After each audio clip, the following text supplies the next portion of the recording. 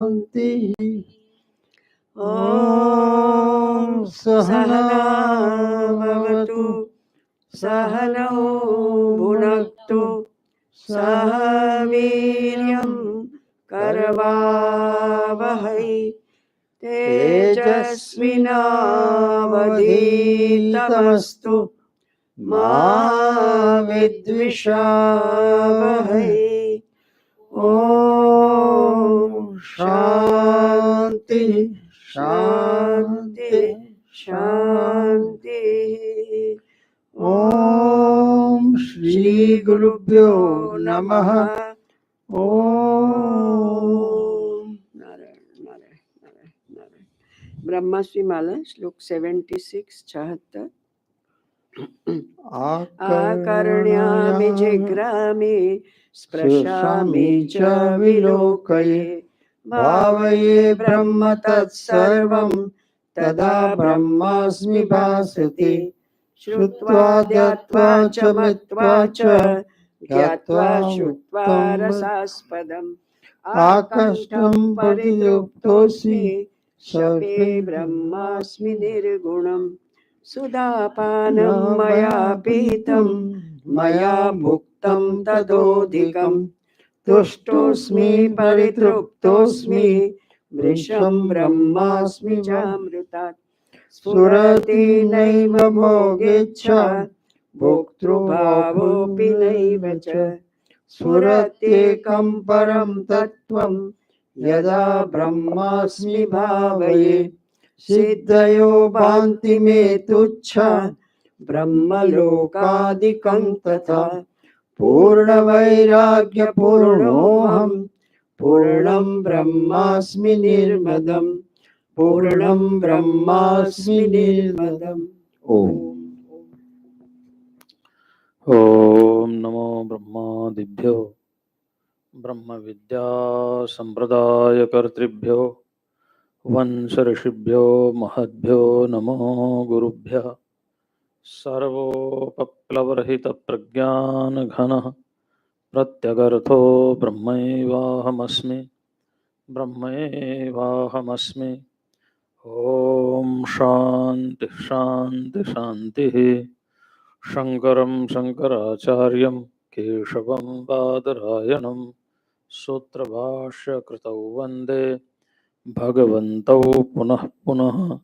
ईश्वरो गुरुरात्मेति मूर्तिभेदविभागिने व्योमवद्व्याप्तदेहाय दक्षिणामूर्तये नमः। ओम शांति शांति शांति। अपरोक्षानुभूति, जिसमें त्याग की बात कल हो गई थी ना, कच्छ का उदाहरण सुनाया था। अब कहते हैं आगे मौन की बात। मौन किसे कहते हैं? तो एक श्रुति का वचन है, यतो वाचो निवर्तन्ते अप्राप्य मनसासः। यानी इंद्रियों ने ब्रह्म को जानने का प्रयत्न किया, किसके साथ मिलकर के? मन के साथ मिलकर के। लेकिन सारी इंद्रियां उसको जानने में असमर्थ हुई और मन के साथ वापस लौट आई। क्योंकि दृष्टा को, जो मन का भी दृष्टा है, मन उसको कैसे देख सकता है? ठीक है ना? जो मन के परे है, मन का जो संचालन कर रहा है, मन को जो शक्ति दे रहा है, जिसकी शक्ति को प्राप्त करके मन मनन का कार्य करता है, भला मन उसको कैसे जान सकता है? इंद्रियां कैसे जान सकती हैं? इसलिए लौट करके आ गई। तो कहते हैं वही जो है मौन है, अर्थात जहां मन और इंद्रियों की गति खत्म हो जाए, ठीक है ना, उसी का नाम मौन है और उसी को ही योगी लोग धारण करें। मौन क्या है? मौनेन बाल्या तिष्ठा से, ऐसा करके एक श्रुति वचन आता है। मौन से रहो, मौन। एक तो मनन करने मनन करो, मनन करो। मनन करते करते वृत्ति शांत हो जाती है, मौन हो जाता है। ठीक है ना? और एक जहां दृष्टा दृश्य और दर्शन का लय हो जाता है, वहां भी आदि मौन हो जाता है। एक वाचिक मौन है, वाणी का मौन, बोलना नहीं। बहुत से आप देखेंगे मौनी होते ना, मौनी 2 ग्राम 2.5 ग्राम की जीभ नहीं हिलाएंगे, 10 किलो का सिर हिलाएंगे। हाँ, फिर कागज पेन लेंगे, स्लेट रखेंगे। अरे भाई क्यों अपना टाइम बर्बाद खुद कर रहे हो, क्यों दूसरे कर रहे हो? बोलो ना, पर उतना बोलो ना जितना प्रयोजन है। बैठ करके गपशप क्यों हाँकते हो? निंदा स्तुति क्यों करते हो? राजनीति की बातें क्यों करते हो? परमात्मा की बातें करो। मौन ठीक है, हमने बहुत महात्मा देखे मौनी। कईयों का तो मौन मौन के कारण स्वभाव बिगड़ जाता है, चिड़चिड़ा भी हो जाता है और गुस्सा भी ज्यादा करने लगते हैं। कई मौन 12 साल 15 साल मौन रहने के बाद मौन तो छोड़ देंगे, फिर इतना बोलेंगे कि नॉन स्टॉप। मैंने 15 साल मौन धारण किया। अरे क्या करे, किया तो अपने लिए किया ना, या दुनिया को बताने के लिए किया। इसलिए मौन का सीधा सा अर्थ है कि कम बोलो, परमात्मा की बात बोलो। ठीक है ना? प्रयोजन हो उतना बोलो। और फिर या फिर ऐसा मौन जो आप समाधि में चले जाओ, या फिर ऐसा मौन आपको सब जगह ब्रह्म ही ब्रह्म दिखाई दे, तो बोलें किससे? है ना? किससे बोले? कोई दूसरा है ही नहीं। ठीक है, ऐसा मौन। तो वाचो यस्मान निवर्तन्ते तद वक्तुम केन शक्यते। वाणी जहां से लौट आती है उसको, उसके बारे में कौन क्या कह सकता है? प्रपंचोदि वक्तव्य सोपि शब्द विवर्जित। अगर आप प्रपंच की व्याख्या करेंगे तो शब्द से तो इसकी भी व्याख्या नहीं हो सकती, ब्रह्म की तो हो ही नहीं सकती, प्रपंच की भी नहीं हो सकती। क्यों? प्रपंच सत है असत है? क्या करोगे? असत भी नहीं, असत होता तो हमारा आप अब थोड़ी कथा प्रवचन सुन रहे होते। हाँ, अनिर्वचनीय है, न सत है न सत। इसलिए नहीं है कि इसका बाद हो जाता है, ज्ञान होने पर ये रहता नहीं है। असत इसलिए नहीं कि सारा व्यवहार इसी से चल रहा है। तो शब्द का विषय तो ये प्रपंच भी नहीं है। किसी ने कहा मेरे को दर्द हो रहा है, भाई दर्द कैसे बताना जरा, है ना? शब्द का तो विषय दर्द भी नहीं है। भूख लग रही, कैसी भूख दिखाओ तो भूख क्या है, इसको व्याख्या करना बड़ा महाभारत है। सबको लगती है, इसलिए एक दूसरे की भूख समझ जाते हैं। अगर किसी को लगे और किसी को ना लगे तो कहेगा झूठ बोल रहा, भूख क्या होती है, हमने नहीं देखी आज तक, हमें नहीं लगी, है ना? तो ये शब्द का विषय प्रपंच ही नहीं है, तो ब्रह्म कहां से शब्द का विषय रहेगा? जो शब्द का विषय नहीं, उसमें जाकर के बैठ जाओ, वही मौन है।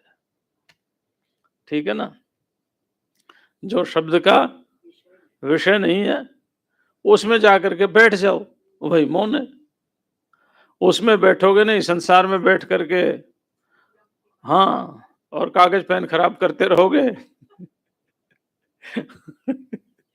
हाँ, वो हरियाणा में 2 अंग्रेज चले गए।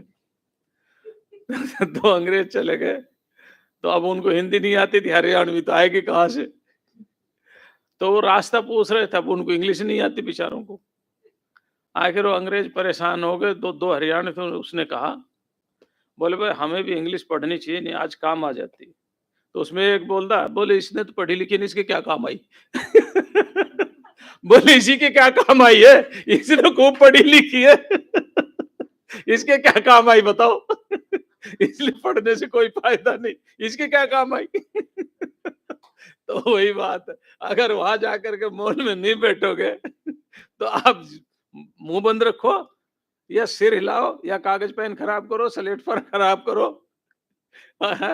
तो कुछ भी करो, उससे कोई फायदा नहीं। तो वहां बैठना है जहां शब्द है नहीं, है ना? जहां शब्द है नहीं तो वहां जाकर के बैठना है। ठीक है ना?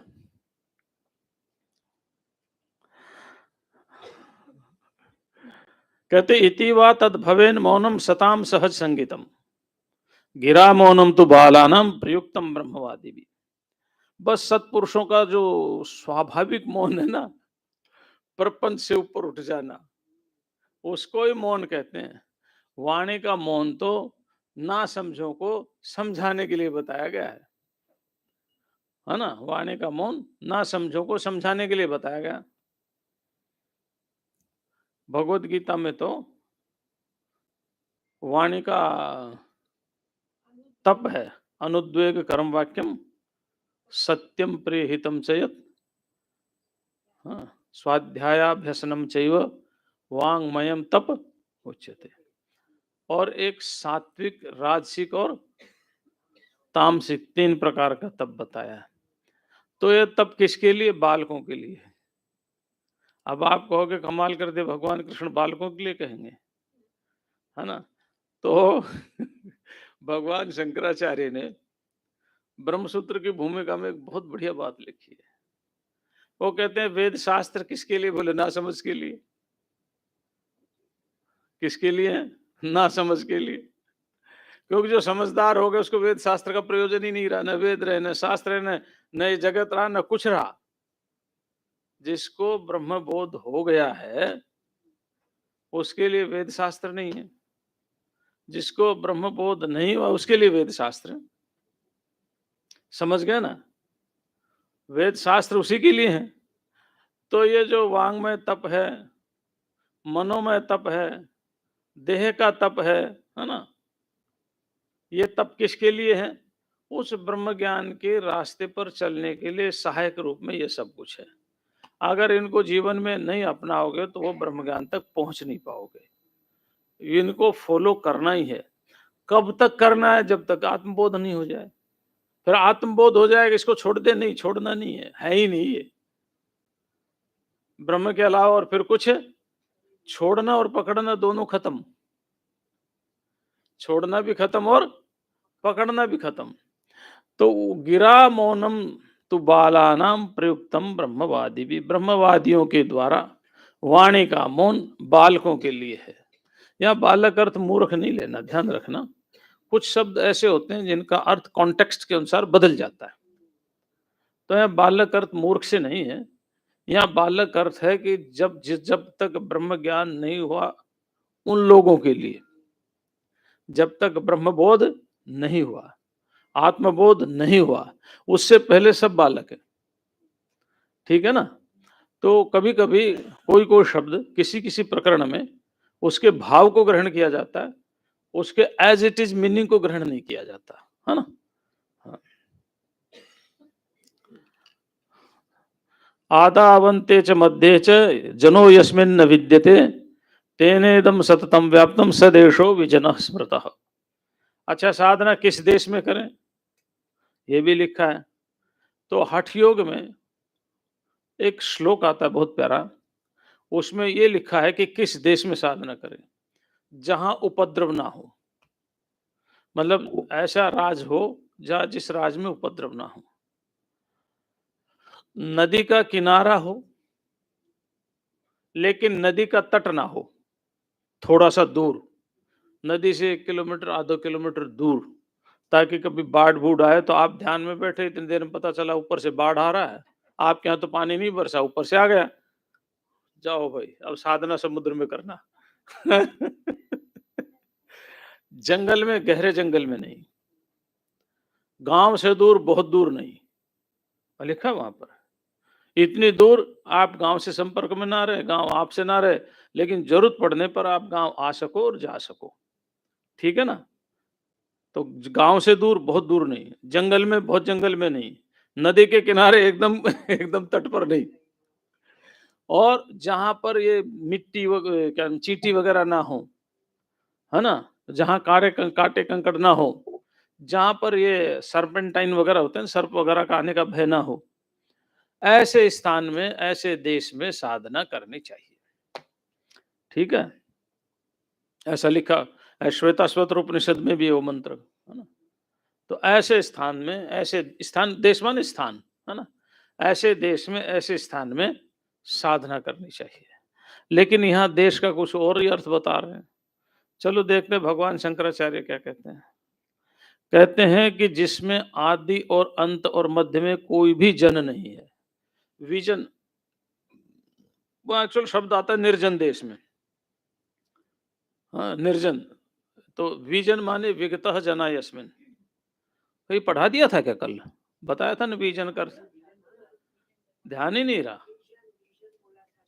हाँ, अब विजन को देख कर याद आया, ध्यान ही नहीं रहा। चलो फिर ठीक है, जैसे प्रभु की इच्छा है।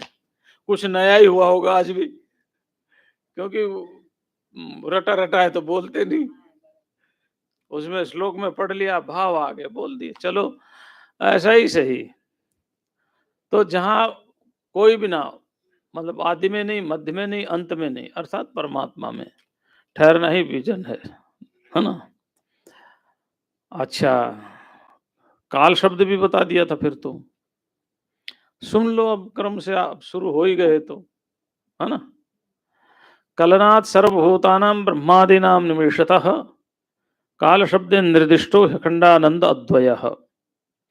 कलना माने आकलन करना, मतलब ब्रह्म सभी ब्रह्मादि नाम निमेषतः, ब्रह्मादि समस्त भूतों को एक पल में ही कलना कर लेना, आकलन कर लेना।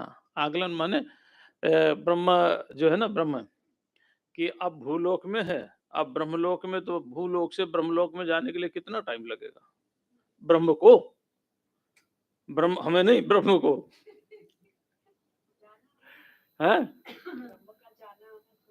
हाँ, नहीं है ना, तो उसी उसी को कहा आकलन कर लेना, मान एकदम सबको अपने अंदर। हाँ, उसी को ही कहा। भूलोक या ब्रह्मलोक से मतलब आने जाने की बात नहीं, अपने में ही समाहित जो किए हुए है ना। वो जो काल है, वो काल अखंड है। देखो काल की एक बड़ी वो है, हमारे काल गणना वालों ने एक तरह से सृष्टि के व्यवस्था में, परमात्मा की व्यवस्था में नहीं, मनुष्य के द्वारा जो सृष्टि की व्यवस्था की है, बहुत भारी योगदान है, बहुत भारी योगदान।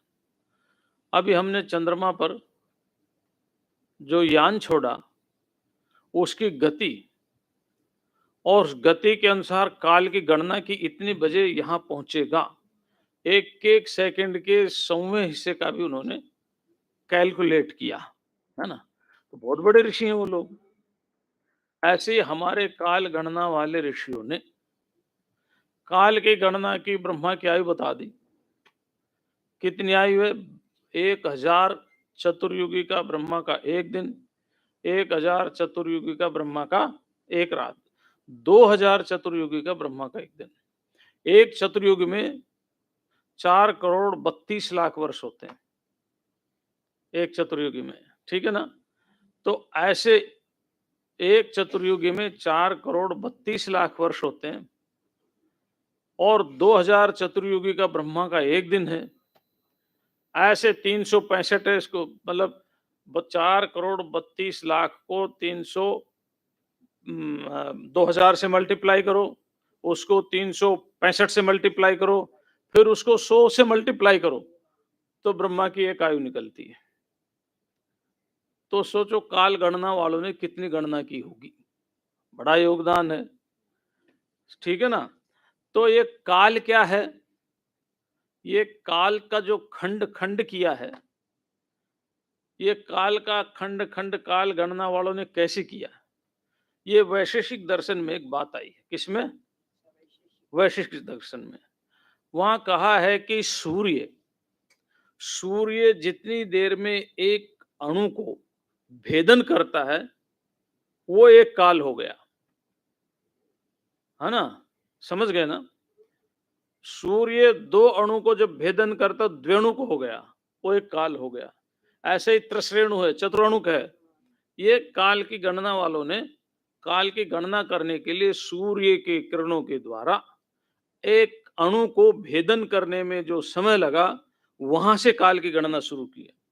अब देखो, सूर्य की किरणें एक अणु को, इनविजिबल एटम, समझ रहे हैं ना, इनविजिबल एटम को पार करने में कितना समय लगा होगा? 1 सेकंड का 1000 वाइसा लगा होगा। काल गणना वालों ने वहां से काल की गणना को उठाया है। ये वैशेषिक दर्शन में ऐसा आया है। फिर त्रसरेणु, जब हम खिड़की के पास बैठते हैं, है ना, खिड़की के पास बैठते समय कभी देखो प्रकाश में हल्के से टिमटिमाते हुए से बारीक बारीक से वो दिखाई देते हैं, उसको त्रसरेणु कहा है। उसको पार करने में सूर्य को कितना टाइम लगेगा? तो ऐसे जो काल का गणना की है, ये ऋषियों ने, तत्ववेत्ताओं ने हमारी सुविधा के लिए की है। काल में कोई खंड नहीं है। काल में खंड बनाया गया है कि व्यवस्था के लिए। और खंड कहां से शुरू हुआ? उन्होंने कहा कहां से गणना करें, तो गणना करना वहां से शुरू किया उन्होंने। आप कहोगे भाई दिन और रात कैसे पता चला, घड़ा निमेष पल कैसे पता चला? तो उन महान महर्षियों ने सूर्य की किरणों के द्वारा एक सूक्ष्म इनविजिबल एटम को पार करने में जितना समय लगा, उसको एक काल कहा है ना? ठीक है ना? अब उसको उसका नाम नहीं दे सकते क्योंकि इतना कम समय है कि हम क्या बताएं उसको। तो इसलिए काल के टुकड़े किया ऋषियों ने, भूत भविष्य वर्तमान किया ऋषियों ने, किसके लिए क्या? ये समाज की व्यवस्था चलाने के लिए। जो काल है अपने आप में, उसमें न आज है, न कल है, न परसों है। ठीक है ना? काल अमूर्त है। काल क्या है? दिशा अमूर्त है, काल अमूर्त है, उसको खंड खंड नहीं किया जा सकता है। कुछ नहीं है। आप काल का कॉन्सेप्ट नहीं ले सकते जब तक कि आप उसको ब्रह्म नहीं मानेंगे। काल का कॉन्सेप्ट आएगा ही नहीं, नहीं तो ब्रेन हेमरेज हो जाएगा। क्या अमूर्त है? एक दिशा अमूर्त हो गई, एक काल अमूर्त हो गए, एक ब्रह्म अमूर्त हो गए, एक ईश्वर अमूर्त हो गया, है ना? तो इंटेंजिबल कितने होंगे? कितने अमूर्त होंगे? तो जब तक आप उसको ब्रह्म के रूप में नहीं जानेंगे, तब तक उसमें अमूर्तता का भाव आपके अंदर समाएगा नहीं। हाँ, तब तक अमूर्तता का भाव समाएगा नहीं। इसलिए काल के लिए कहा, ब्रह्मादि समस्त भूतों को जो एक ही पल में कलना कर ले, नहीं आकलन कर ले, भाई कितना लंबा चौड़ा, कितना हाइट है, कितना क्या है, कितना सब कुछ है ना, उस अद्वितीय अखंड ब्रह्म को ही काल शब्द से कहा गया है। उस अद्वय ब्रह्म को, जो अखंड ब्रह्म है, उसको ही काल शब्द से कहा गया। हमने बताया ना, काल अमूर्त है, काल में खंड खंड नहीं है। दिशाएं अमूर्त, उसमें खंड खंड नहीं है। तो काल का और दिशा का क्या पता चला? एक मैंने यहां उठाया, इसको उठा के यहां रखने में जो समय लगा उसका नाम काल दे दिया। यहां मैंने रखा, इतनी दूरी पर रखा, इसका नाम देश दे दिया। समझ गए? यानी क्रम संवित 1 2 3 क्रम संवित का नाम काल है, और दैर्घ्य संवित यानी इतनी दूरी, इतनी दूरी, इतनी दीर्घता, इसका नाम देश है। बस, और कोई काल देश कुछ नहीं है। हाँ, ठीक है ना? इसी का नाम काल है, इसी का नाम देश है। इसलिए जो अखंड अद्वय ब्रह्म है, वही काल है। इसलिए हमारे यहाँ कौन से भगवान की पूजा होती है?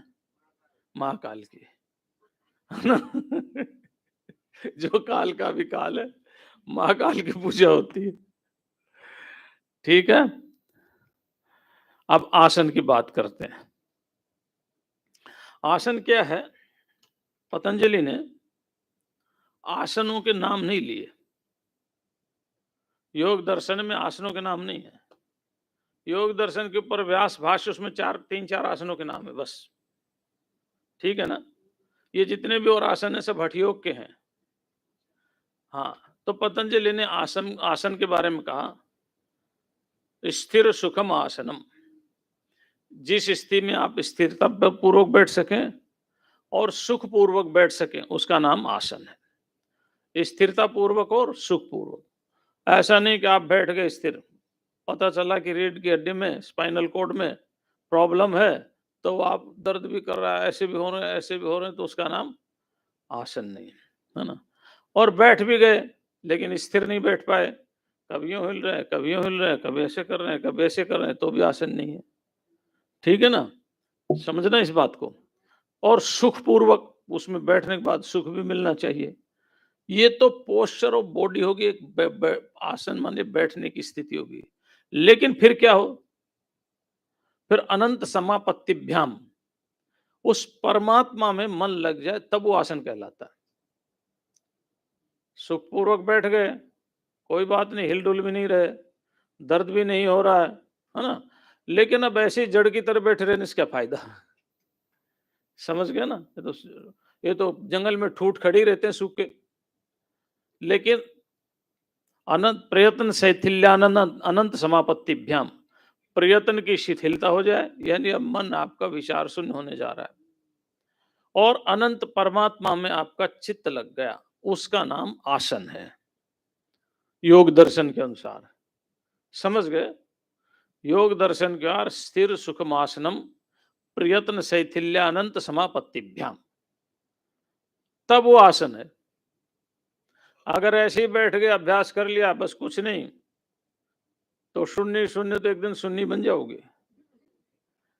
तो अनंत परमात्मा में चित्त का लगना, प्रयत्न की शिथिलता होना, सुख पूर्वक, हाँ, और स्थिरता पूर्वक बैठने का नाम आसन है।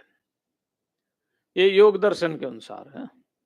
बाकी व्यास भाष्य में उनमें पद्मासन, स्वस्तिकासन, सुखासन, ये 2-3 नाम लिए हैं, है ना? तो अब यहाँ क्या कहते हैं आसन का? कहते हैं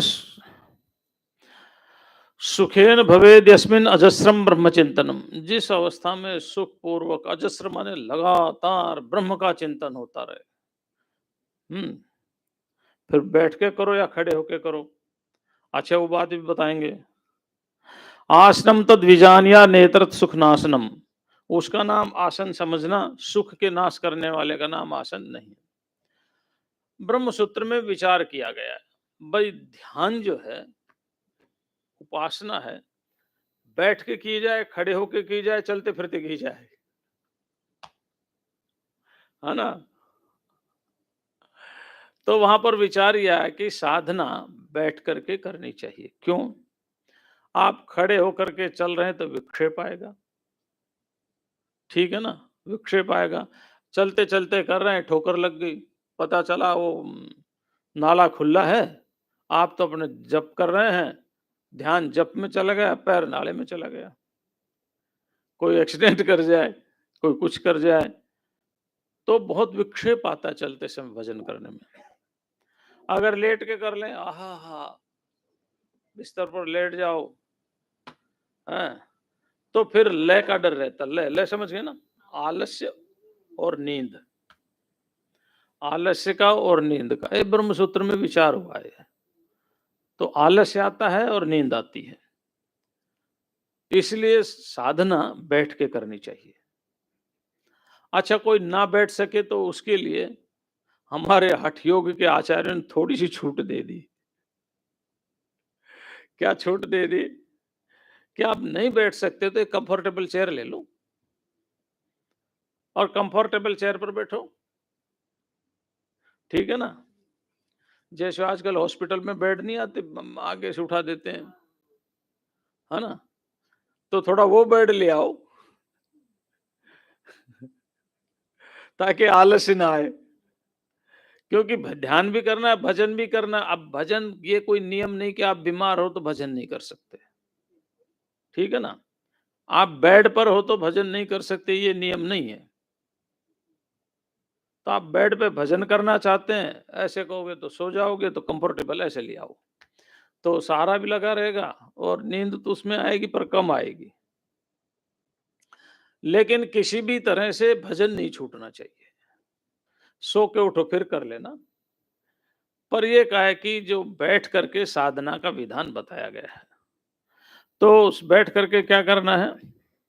अजस्र ब्रह्म, अजस्र माने कंटिन्यू, अजस्र माने कंटिन्यू, निरंतर भगवान का चिंतन, ब्रह्म चिंतन करना।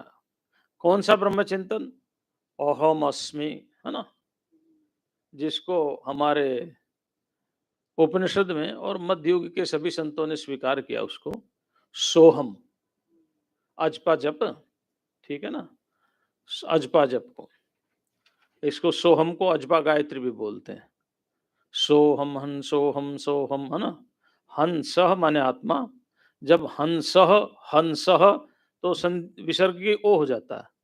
तो आप आत्मा, हंस माने आत्मा, हंस हंस हंसो हमसो हमसो हमसो हमसो हम अपने आप हो जाएगा। ठीक है ना। हंसो हम, हंस हंस हंस, तो हंस फिर आगे हंस लिखोगे, है के कारण विसर्ग को ओ हो जाएगा संधि में, व्याकरण की संधि में। तो हंसो हंसो हमसो हमसो हमसो हम हंस, वही आत्मा मैं हूं। समझ गए ना। वही आत्मा मैं हूं।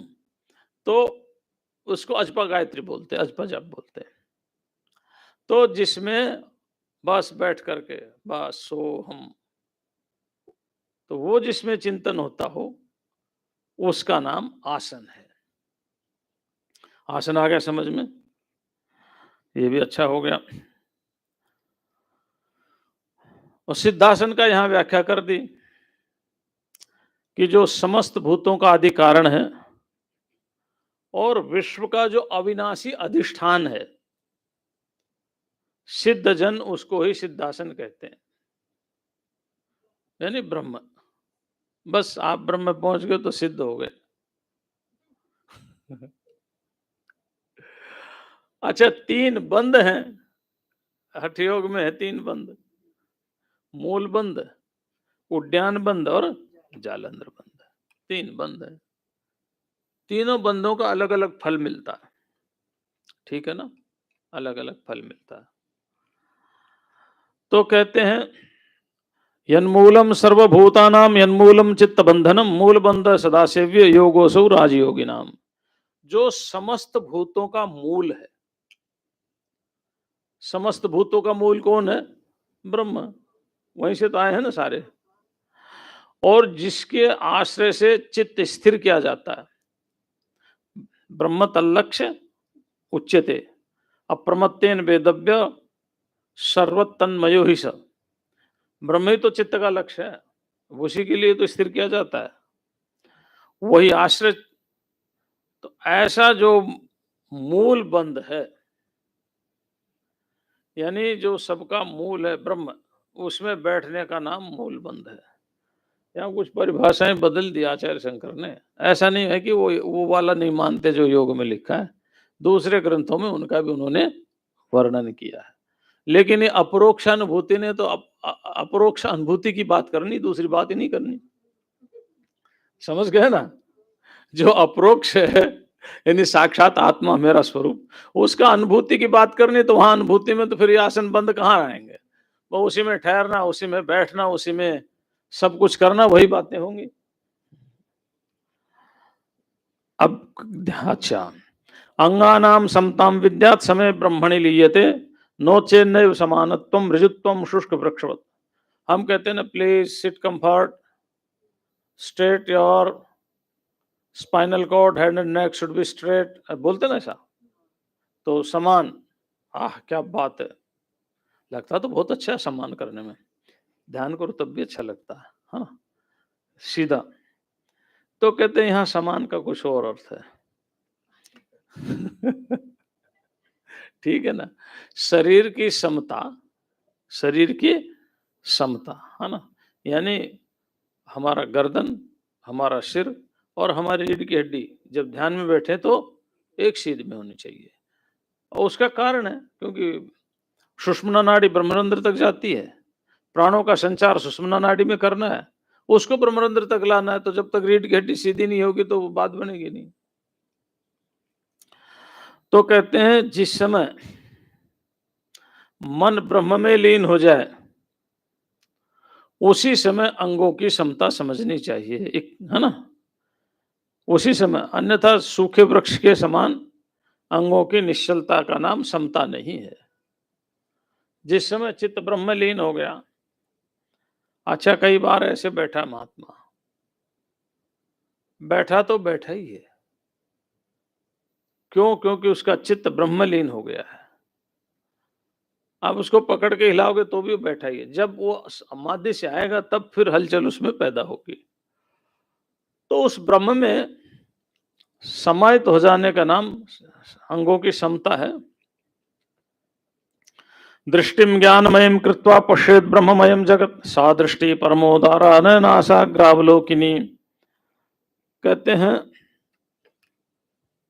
दिशश्चानवलोकन, है ना, गीता के 6ठे अध्याय में ना, नासाग्र पर ध्यान रखो और इधर उधर ध्यान मत दो, है ना, आए ना 6ठे नासाग्र।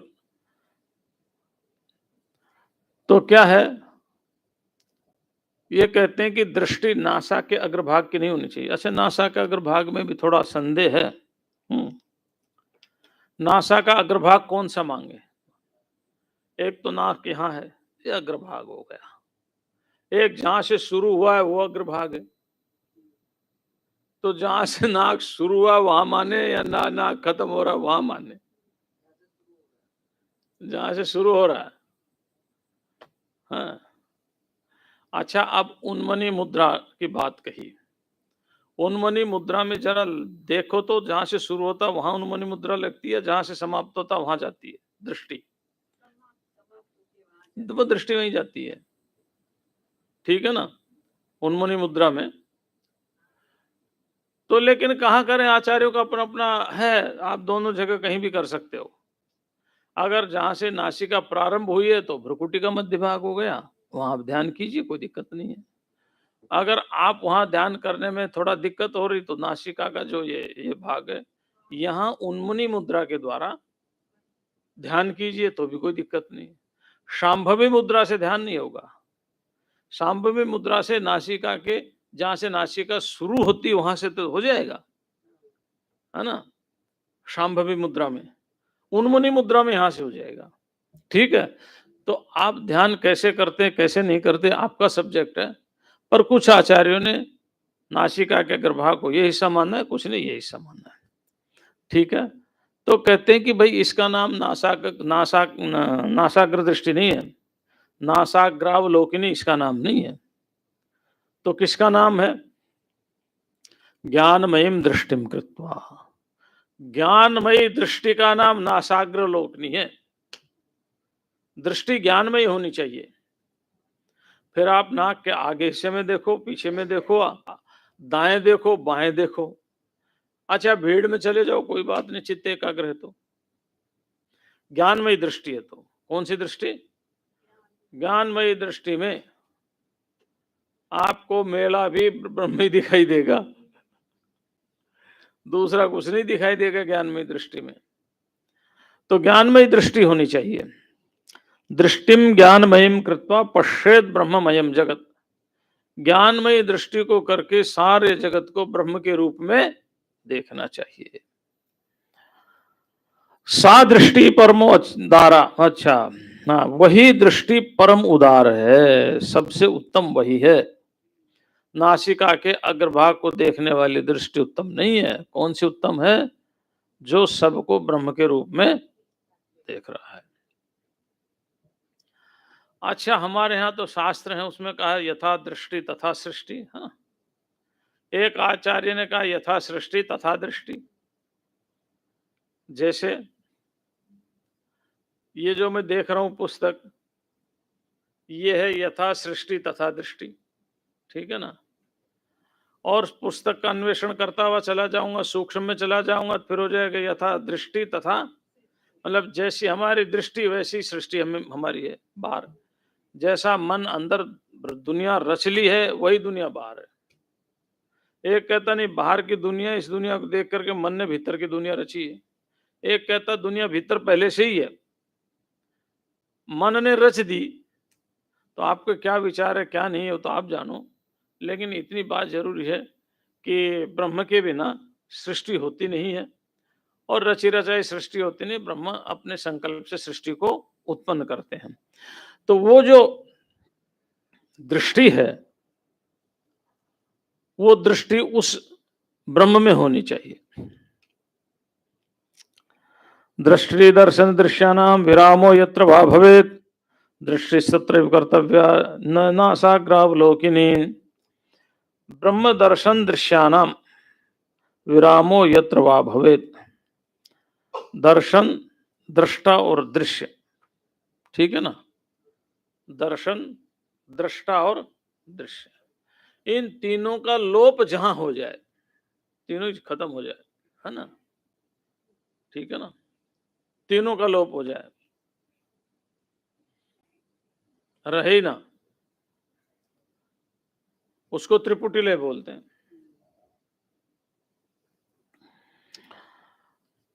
तो वो जो है दृष्टा दर्शन और दृश्य का अभाव जहां हो जाता है, वही दृष्टि करनी चाहिए, नासा के अग्रभाग पर नहीं। जाप मरे, जपा मरे, अजपा भी मर जाए। जाप भी मर जाए, जप करने वाला भी मर जाए, और अजपा भी मर जाए। ठीक है ना? तो क्या होगा वहां? सहज ब्रह्मावस्था होगी। क्योंकि जाप मरे मतलब फिर आप जप का जो फल है ब्रह्म की प्राप्ति हो गया बस। फिर आपको ये नहीं करना हम ब्रह्मास्मि, हम ब्रह्मास्मि, अनुभवात्मक वाक्य फिर तो हो ही। और जप करने वाला तो अनुभव के बाद रहता ही नहीं, क्योंकि वो तो जीव से ब्रह्म हो गया। तो इसलिए अजपा गायत्री कहलाता है, अजपा गायत्री। शब्द सुहानी सूरत में ऐसा करके दो है कबीरदास जी का। चित्तादि सर्वभावेषु ब्रह्मत्वेन इव भावनात् निरोध सर्ववृत्तीनाम प्राणायाम स उच्यते। अब प्राणायाम की बात कह दी। प्राणायाम किसे कहते हैं? तो योग दर्शन में कहा श्वास प्रश्वास और गति विच्छेद प्राणायाम। श्वास और प्रश्वास की गति को तोड़ देना। मैंने श्वास लिया और छोड़ा, छोड़ने को प्रश्वास कहते हैं, लेने को श्वास और छोड़ने को प्रश्वास। श्वास और प्रश्वास की गति को तोड़ दिया, यानी दोनों के बीच में गैप बढ़ा दिया।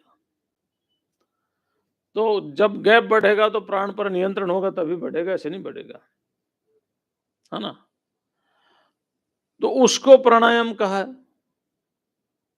उसको प्राणायाम कहा है।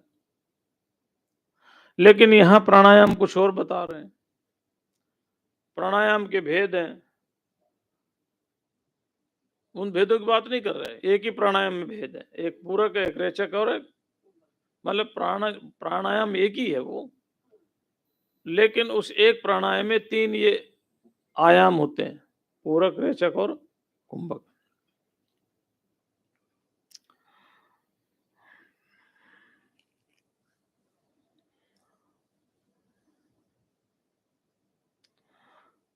तो उसमें संपूर्ण वृत्तियों का निरोध हो जाता है, तो उसका नाम प्राणायाम है।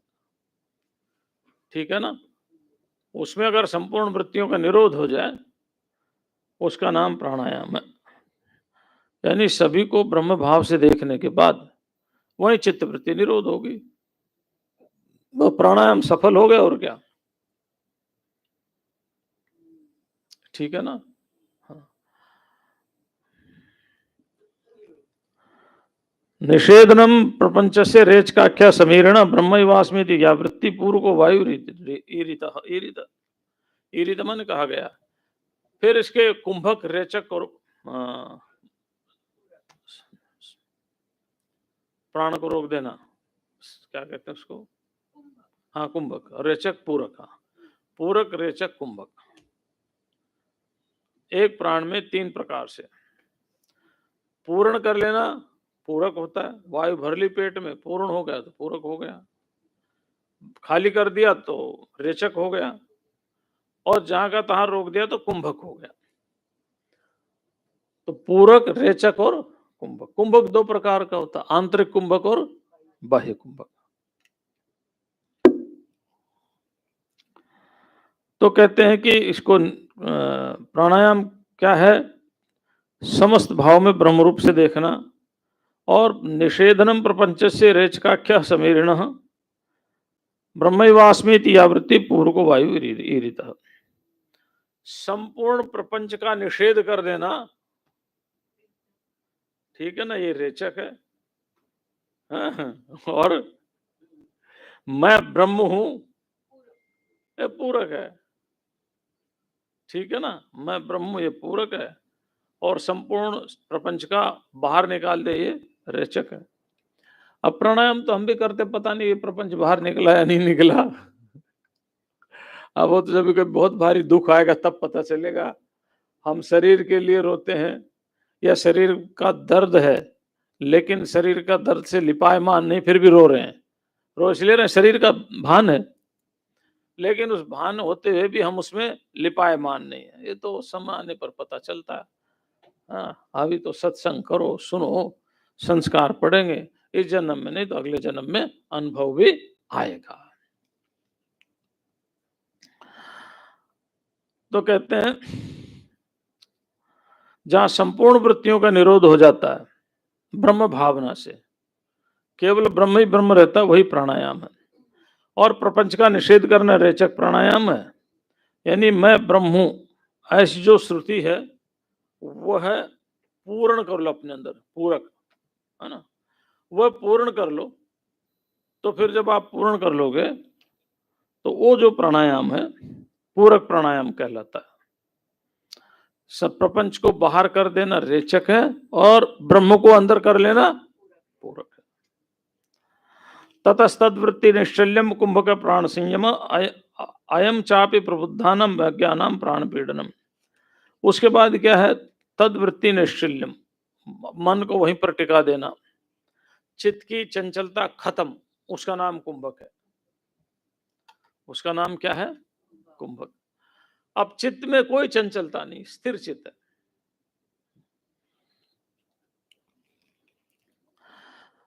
और यही क्रम है। अज्ञानियों के लिए घ्राण पीड़न ही प्राणायाम है। अज्ञानी लोग क्या करते हैं, श्वास लो, बाएं नासिका से रोक लो, दाएं बाएं नासिका को दबाओ, अब छोड़ दो दाहिनी नासिका से, ठीक है, या दोनों नासिका से श्वास लो, फिर रोको, फिर छोड़ो।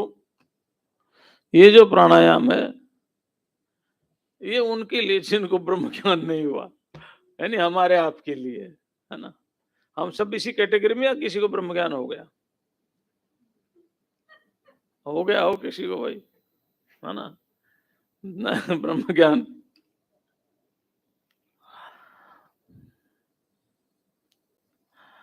यत्र यत्र मनोयाति ब्रह्मणस्तत्र दर्शनात् मनसो धारणम सेव धारणा च सा परा। जहां जहां मन जाए वहां वहां ब्रह्म, जहां जहां मन जाए वहां वहां ब्रह्म। यत्र यत्र मनोयाति, या जहां जहां मन जाए वहां वहां संसार, तो संसार हो गया। जहां जहां मन जाए वहां वहां ईश्वर, तो ईश्वर हो गया।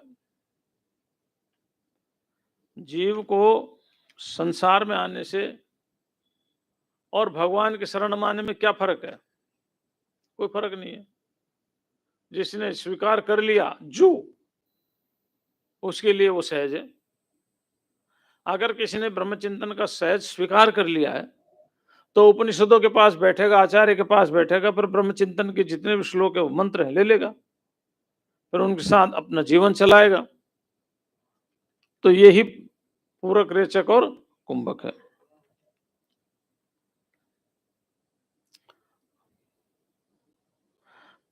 विशेषवात्मता दृष्टवा मनश्चित्ति संयमज्जनम प्रत्याहार से विज्ञेय अभ्यास अभ्यसनीय मुमुक्षु भी।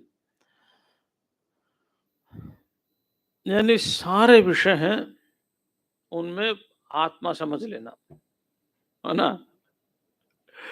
सभी विषयों को आत्मा समझ लिया, अब विषय रहे ही नहीं, ठीक है ना। यही प्रत्याहार है, संपूर्ण विषय को अपना रूप मान लिया। और योग दर्शन में प्रत्याहार की परिभाषा दूसरी दी है, लेकिन यहां प्रत्याहार इसको ही कहा है।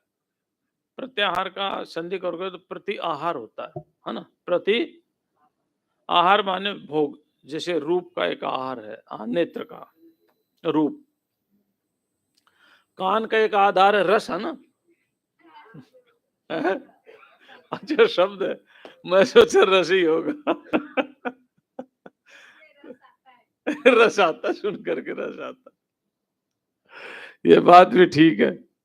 तो आहार माने ये इंद्रियों के आहार है। इन आहार की तरफ जब इंद्रिया जाती तो उसको आहार विचरण करने वाला हो गया।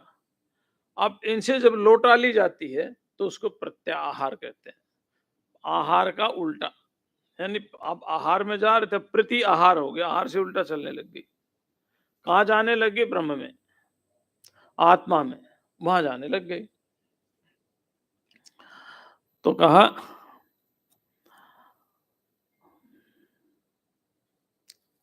उसका नाम प्रत्याहार है।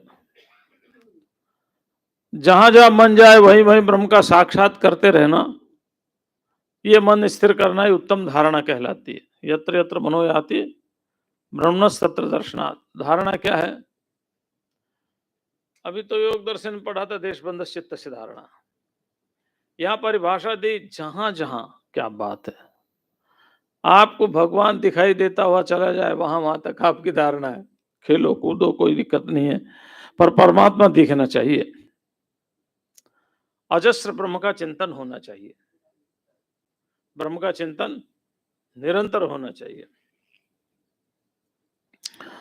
उसके बाद ध्यान है, ब्रह्मैवास्मीति सद्वृत्त्या निरालंबतया स्थितः, ध्यान शब्द ने विख्यात है परमानंददायिनी, यानी ब्रह्मैवास्मीति, मैं ब्रह्म ही हूं, ऐसी वृत्ति को सदैव बना के रखना ही ध्यान है। मैं ब्रह्म हूं, मैं ब्रह्म हूं, ठीक है ना? ऐसी वृत्ति को सदा बना के रखना।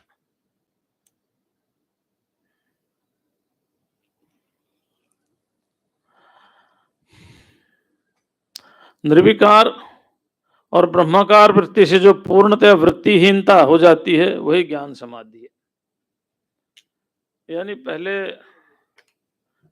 सदगुण लेके आए, सदगुण से असदगुण खत्म हो गए, फिर धीरे धीरे ऋषियों का संगत करके इनको भी गौण कर दें तो ब्रह्माकार वृत्ति मुख्य रह जाएगी। कहते हैं ये ब्रह्माकार वृत्ति भी उन तत्ववादियों ज्ञानियों के साथ जाने से टूट जाती है। इस प्रकार स्वाभाविक आनंद जब तक भली प्रकार अभ्यास करें, जब तक कि चित्त को लगाने पर एक क्षण में भी अपने वशीभूत नहीं हो जाता, ठीक है ना? ततः साधन निर्मुक्त सिद्धो भवति योगिराज तत्स्वरूपम च कैवल्यम विषयो मनसो गिराम। फिर योगिराज सब साधनों से छूट जाता है और सिद्ध हो जाता है, वही उसका स्वरूप है। ये किसी एक के मन के बयाने का विषय नहीं, अभी तो ये वेद का विषय है। तो इसलिए ये 15 अंग आपको बता दिए। कितने अंग बताए? ये अपरोक्षानुभूति में 15 अंगों का अपने ढंग से वर्णन किया गया है, लेकिन ऐसा नहीं कि भाई अब ये तो प्राणायाम तो उसको कहते हैं, अब हम ये प्राणायाम कैसे करें। इस प्राणायाम के सिद्ध होने पर ही उस सहज प्राणायाम में पहुंचे हो। और अब आगे जो है ना, समाधि के कुछ विघ्न हैं। अब समाधि के विघ्नों को क्यों लाए बीच में? रहने दो, समाधि रहने दो साल भर तक, जब तक फिर से मिलेंगे तब तक, है ना? समय हो गया। अप्रोक्षानुभूति का लगभग 144 श्लोक है, इसमें हमने 126 पूरे कर दिए, 25 23 123 पूरे कर दिए। बड़ा आनंद आया इन 15 दिनों में, बहुत रस आया। और हमारी वाणी को किसी को कष्ट लगा हो तो भूलना नहीं, हमें लौटा देना, उसको फिर सुधार करेंगे। और फिर संयोग होगा तो फिर मिलेंगे। प्रेमपुरी आश्रम इसी तरह से अध्यात्म पूरे विश्व भर में फैला रहा है। बड़े पुण्यशील हैं ये लोग जो ऐसा उत्तम कार्य कर रहे हैं। इन्हीं शब्दों के साथ ओम शांति शांति शांति।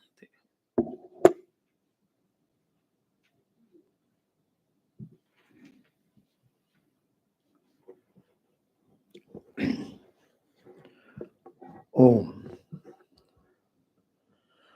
पूज्य महाराज जी के पुनित श्री चरणों में सभी की ओर से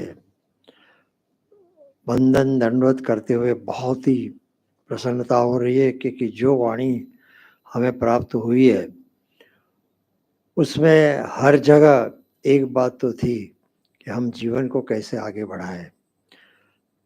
प्रेमपुरी का मूल ध्येय ये है कि जीवन उत्कर्ष हम कैसे करें, और उसी के लिए प्रायः संत ऐसे आते हैं कि जो हमें वह दिशा सूचन करते हैं कि यहाँ से आप चलिए और आगे जो मुक्ति की बात है, सिर्फ वेद एक ही प्रमाण है उसका।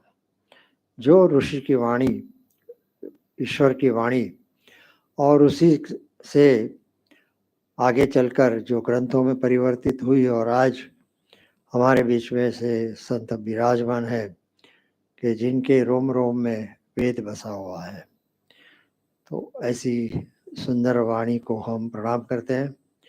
जो भी हमने उनसे प्रवचन के माध्यम से ग्रहण किया, आज महाराज जी को पहले दिन ही मैंने बोला था कि ज्ञान और विज्ञान दोनों आप सुन सकेंगे,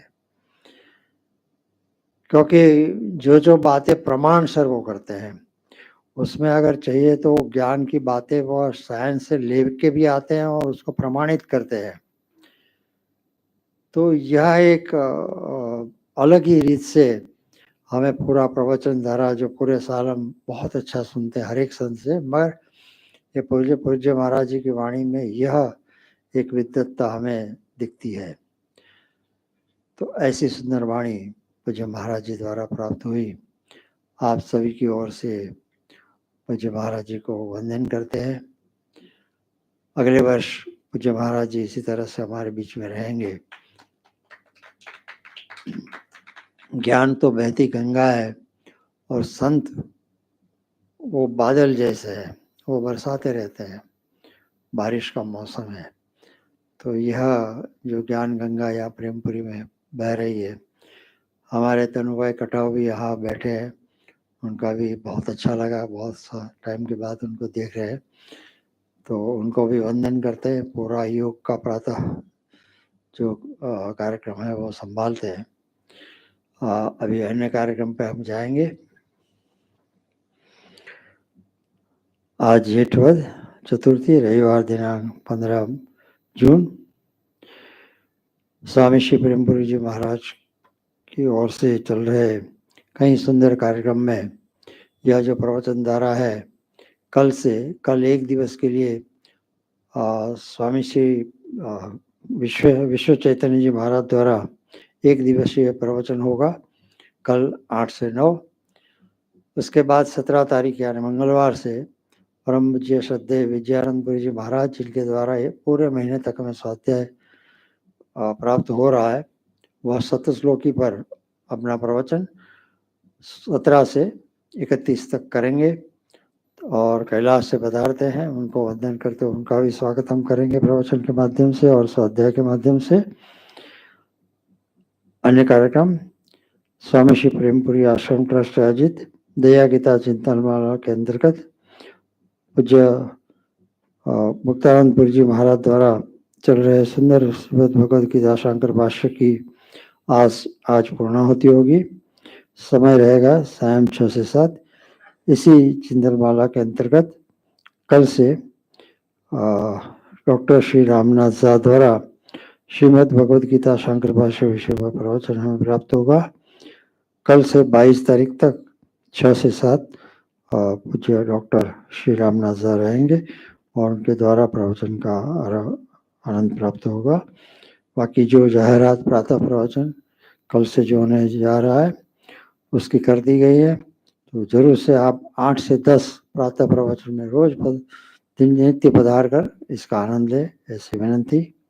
अब आज रविवार आत्मसटक गीता अध्याय 12वां एवं 15वां का पठन होगा। उसके पूर्व श्रेय स्मृति श्रीमती हमको